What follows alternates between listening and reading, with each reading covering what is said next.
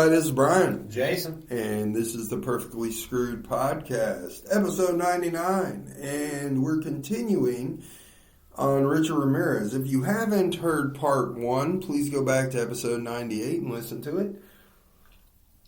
So when we last left off, we were talking about some of his victims, and I had just talked about 79-year-old Ginny Vinco, who he almost decapitated. So after her, he waited a little while, actually. It was March 17th of 1985 when Ramirez then attacked 22-year-old Maria Hernandez outside her home in Rosemead, California. He shot her in the face. Oh, where did we hear that before? Yeah. Where did we hear that before? Where did he learn that from, Brian? Maybe his cousin Miguel. Just saying. But he shot her in the face with a .22 handgun after she pulled in her garage. She survived because the bullet ricocheted off her keys she had held in her hand as she lifted to protect herself. Wow. Then she played dead until Ramirez left the scene. Inside the house, her roommate, Dale Okazaki, age 34, heard the gunshot and ducked behind the counter. He saw Ramirez enter the kitchen. When she raised her head to get a look at what had happened and to see if he was still there, he shot Okazaki once in the forehead, killed her instantly with the .22. So he didn't get the one in the garage, but then he went to the house, started, looking for shit. She pops up her head. Whoa. Boom. Shot her right in the forehead, killed her dead. Within an hour of this home invasion, Ramirez pulled 30-year-old, an hour later now, he just almost killed somebody, went and burglarized the house, shot her roommate in the head, killed her. An hour later, he pulls a 30-year-old out of her car in Monterey Park and shot her twice with the .22 caliber handgun, killed her, and fled. The two murders and an attempted third in a single day attracted news coverage. And this is when they dubbed the attacker, described as curly-haired with bulging eyes, wide-spaced rotting teeth, and the stench of garbage and sweat coming off of him. As the so this dude had a real valley intruder, distinct odor. Yeah. They said he smelled of garbage and raw sweat. Mm-hmm. He had rotting teeth. He had curly hair and bulging eyes. And this is when they called him... He's a fucking cokehead, bro. Yeah, and that's when they called him the walk-in killer and the valley intruder. I mean, seriously. Imagine that. Imagine, you're just driving down the road in L.A. You're at a stop sign. Next thing you know, this crazy coked-out motherfucker with curly hair stinking like 4-day-old garbage rips you out of your car and just plants 2 in the chest and then runs away. He didn't even take her car. He didn't take any of her shit. He didn't take the car? He didn't take anything. He just pulled her out the car, planted 2 in her chest, and ran down through the park. Yeah. I mean... Speechless. Yeah, exactly. What the fuck? We have... But dude, it's also why you can't trust anybody. I mean... How can I trust anybody if I'm sitting, sitting in my car? Like, this motherfucker's got to be locked. Oh, yeah. Yeah. You can't even sit in a parking lot. Right. But this was also 84, so, it was a little different culture back then. Well, that's what I'm saying. You didn't expect to get ripped out of your car and murdered. Right. But it's because of guys like this. Acts like this. Yeah. Yeah, I mean, I get that it's not an everyday occurrence, you know what I'm saying? And maybe 1 in a million motherfuckers are psychopaths that would do something like that. But the fact is that somebody did do that. Yeah. And it's crazy to think about. And it makes you think, like, if that happens just once to anybody, it could happen again. Right. And I can't trust a motherfucker walking up to my car, dude. I don't give a fuck where I'm at. No. You're walking up to my car, my shit's fucking locked. You know what I'm saying? And I'm out of there. Yeah. I don't give a fuck what you have to say. If I don't know you and you're walking up to my car, no. I'm dropping that bitch in reverse or drive, depending on which way I'm going, and get the fuck away from you. You can shoot at me, but you're going to be shooting at a moving target driving very fast down the road. That's what the fuck you're going to be shooting at. Yeah, but this dude, but see, that's the thing, like, there's some, he's a coked out motherfucker that's stealing shit to pay for more coke. I can understand that. Yeah. Right? Yeah. And, if you're coked out, dude, you're not fucking feeling like showering and bathing, you know what I'm saying? Like, I can get that too. Right. But just randomly walking in and killing and raping and torturing, like this bitch, she pulls out of the car. Don't even take the car. Yeah, don't even take her money. You're just killing somebody to kill somebody. Yeah, at that point, you're just fucking for shits and giggles. Yeah. Right. So, that's crazy. 10 days later, on March 27th of 1985, Ramirez entered a home that he had burglarized a year earlier. Now, a year before this, he had went to the same exact house, stole all their shit, but didn't kill anybody.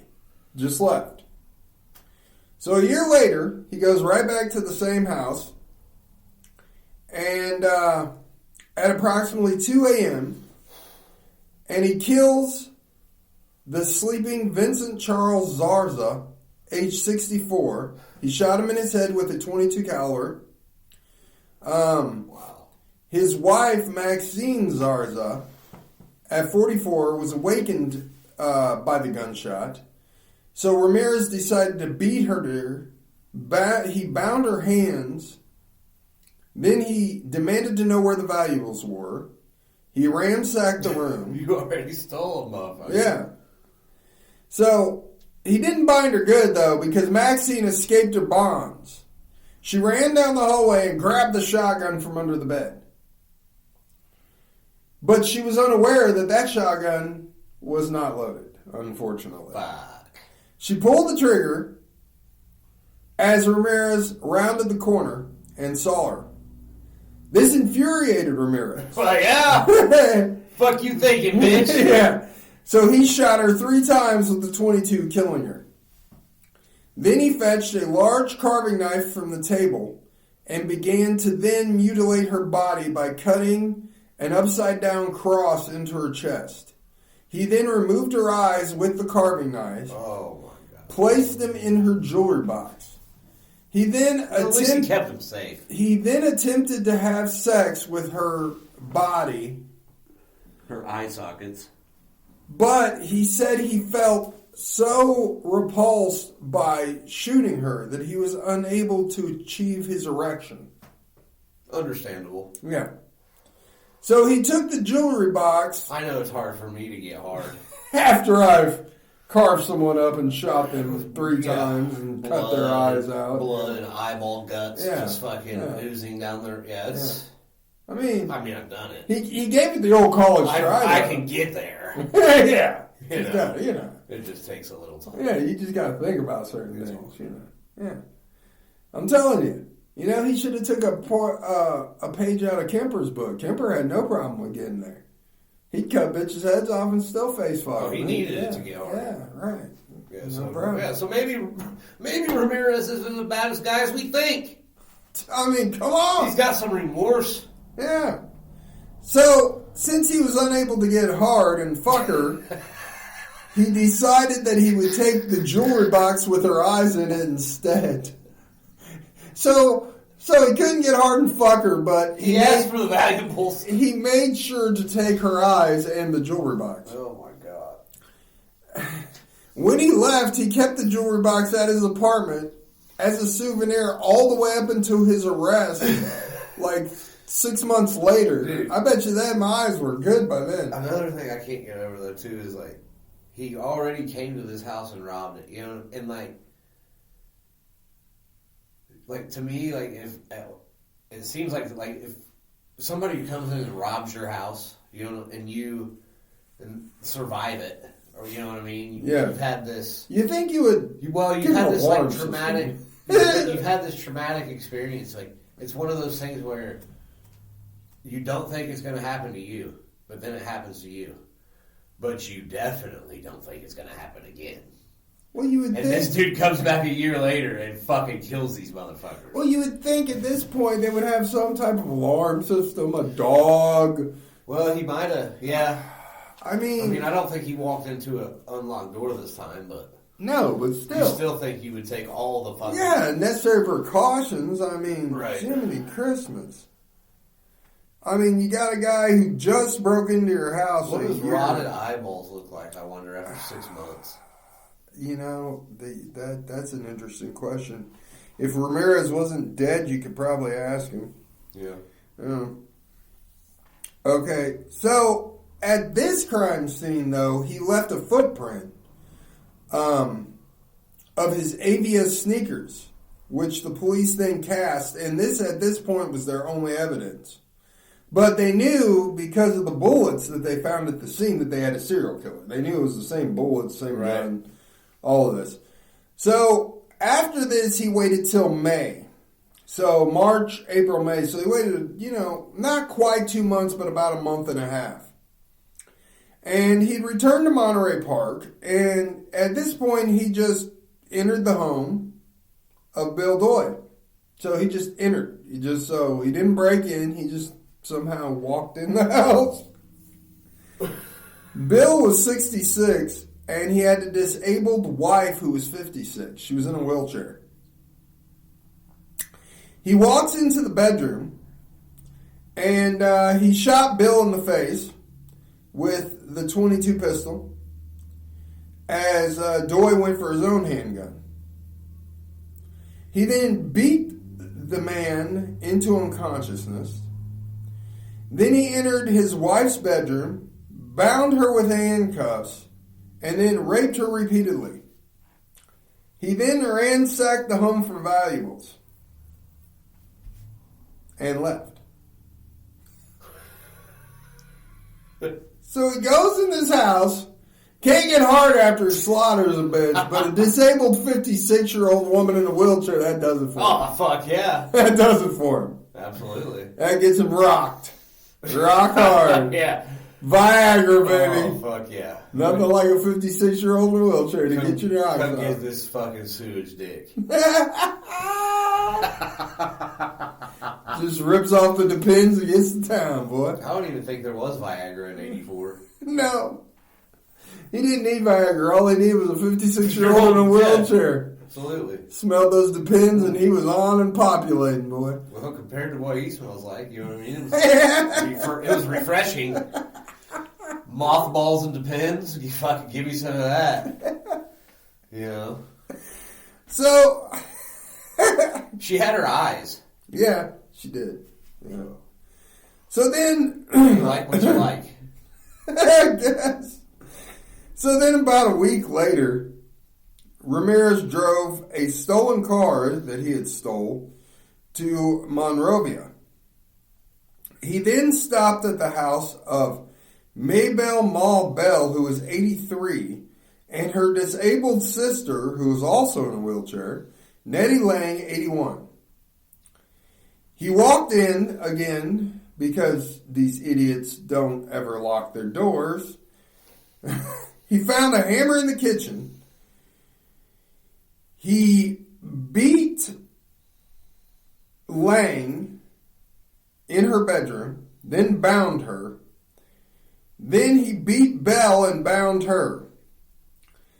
He then pulled an electrical cord out of the wall socket and began to shock the 83-year-old woman.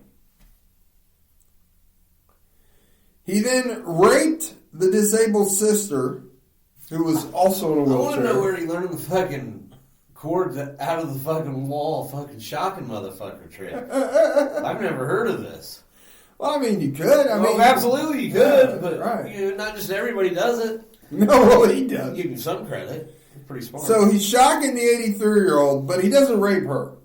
He rapes the disabled sister who's in the wheelchair, the 81-year-old. He's got. Have you ever noticed he's got a thing for old women that are disabled? Yeah. Yeah, he kind of, woo-hoo. Man. Wheelchair disabled. That's my kind of girl right there. 81, baby. He likes that grilled cheese, Phil. Yeah, 81 too. He was getting it. So he raped Lang, and then he used the Sister Bell's lipstick to draw satanic pentagram symbols on her thigh as well as on the walls of both bedrooms. The women were found 2 days later alive, but comatose and critically injured. Bell later died of her injuries at the hospital, but the disabled sister did recover. Man. So the very next day after this, Ramirez drove the same car that he had already stolen to Burbank, California. He then sneaked into the home, so this one he had to break into, of Carol Kyle, age 42. So he's going a little younger this time. A little younger. He went from 81 to 42. So at gunpoint, he bound Kyle and her 11-year-old son with handcuffs. He then stole a bunch of stuff out of the house. He released Kyle so that they could tell him where the valuables were. But then he threw her down and raped her repeatedly after she told him where the valuables were. Jesus. Then Ramirez also would smack her while raping her, telling her not to look at him.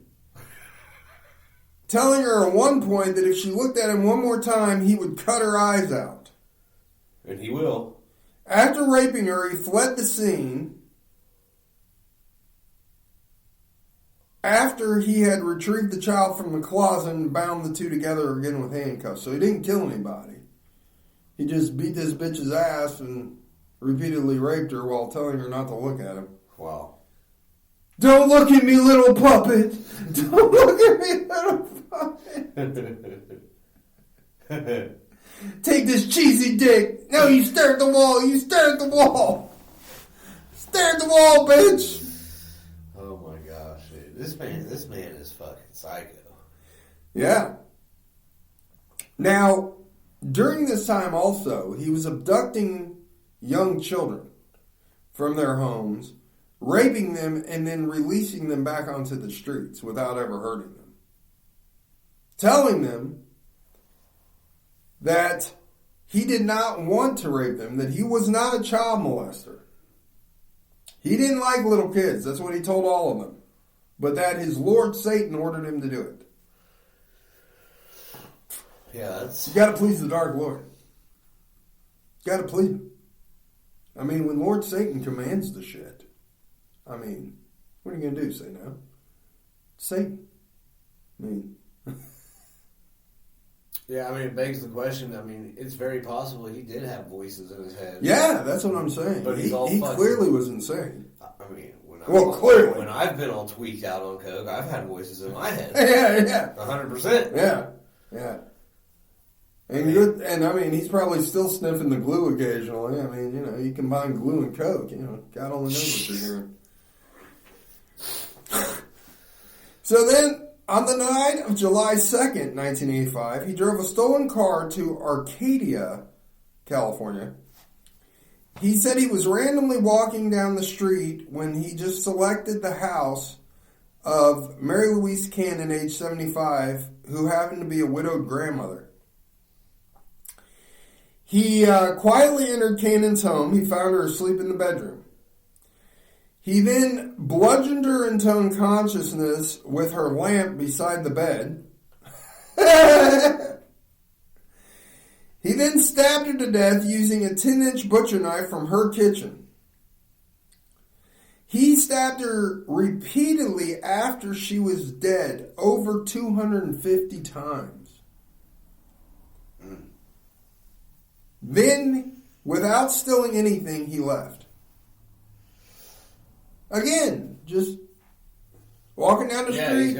He's just got these urges to just kill motherfuckers. Just kill motherfuckers. So then, July 5th, 3 days later, Ramirez broke into the home of Sierra Madre, and he beat a 16-year-old, Whitney Bennett, with a tire iron as she slept in her bed. After searching in vain for a knife in the kitchen, Ramirez tried to strangle the girl with her own telephone cord. He said that he startled to see electric sparks emanate from the cord. And when his victim began to breathe again, he fled the house believing that Jesus Christ had intervened and saved her.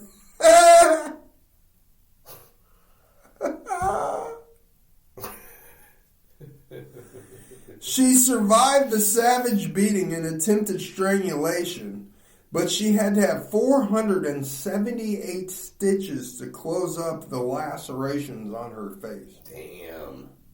Yeah. That's a lot of stitches.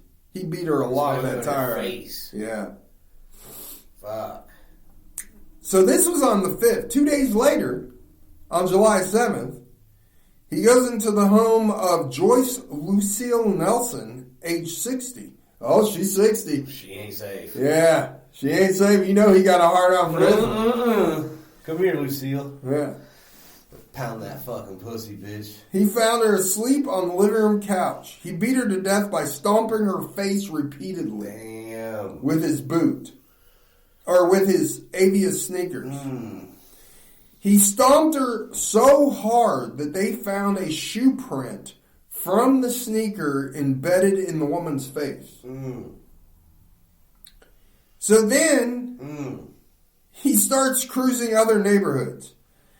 And then he returned to Monterey Park, and the same night chose the home of Sophia Dickman, age 63.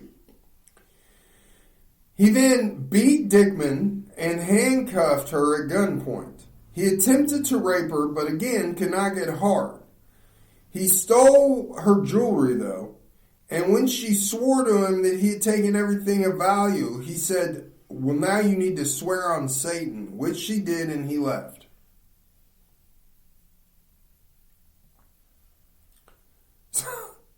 Good God, this is nuts. On Jesus Christ. So on July 20th of 85, Ramirez bought a Chevy, then stole a Toyota, and drove to Glendale, California. He chose the home of Leila Keating, age 66, and her husband, Maxon. He burst into the sleeping couple's bedroom and hacked them with the machete. Oh, my God. They were not dead, though. They were still breathing, so then he killed them with shots to the head from the .22 caliber handgun. He then further mutilated their bodies with the machete before stealing all of the valuables in the house. He then drove to Sun Valley, Los Angeles. So, the next day at approximately 4:15 a.m., he broke into the home of the Kenoff family. He shot the sleeping 32-year-old Cheyenne Rong in the head with a .25 caliber handgun, killing him instantly. He then repeatedly raped and beat his wife, 32-year-old Somkid. He then bound the couple's 8-year-old son before he drug the 8-year-old's mother around the house and got all the valuable items, which he stole. He then demanded that she swear to Satan that she was not hiding any money from him, which she did, and he left. So he kills her husband. So it sounds like rapes the bitch repeatedly. The way to get away from this dude with your life, though, just swear to Satan. I swear to Satan. Yeah. I swear to Satan. Oh my God. So on August 6th, then Ramirez drives to Northridge and broke into the home of 30-year-old Chris Peterson and Virginia Peterson. He went into the bedroom. He startled Virginia and shot her in the face with the .25 caliber handgun. He then shot Chris in the neck and attempted to flee. But Chris fought back while avoiding being hit by 2 more shots that Ramirez shot during the struggle before Ramirez managed to escape. And both of them survived the injuries. He shot her in the face and him in the neck, and both of them survived it. Wow. So then on August 8th, Ramirez drove a stolen car to Diamond Bar, California, and he went into the home of Sakina Abawath, age 27, and her husband, Ellis. It was 2:30 in the morning when he entered the house. He went to the master bedroom. He instantly killed the sleeping Ellis with a shot to the head from the 25 caliber handgun. He then handcuffed and beat Sakina while forcing her to reveal the location of the family's jewelry. He then brutally raped her in various orifices. So this one, he just didn't take it from the front, he took it from the back too. Sounds like it. Yeah. He repeatedly demanded that she swear to Satan that she would not scream during his assaults. Wow. Then when the couple's 3-year-old son entered the bedroom in the middle of Ramirez raping his mother, Ramirez tied the child up and then continued to rape Sakina in front of the child. Damn. After Ramirez left the home, Sakina then untied her son and sent him to the neighbors for help. At this point, he's been following the crimes in Los Angeles, that they're on to him. So at this point, he decides that his best bet would be to go to San Francisco. And at that point, we will quit again, and we will continue on episode 100 and conclude our discussion of the Night Stalker, Richard Ramirez. Hope you guys liked it, and we will see you next time. Later.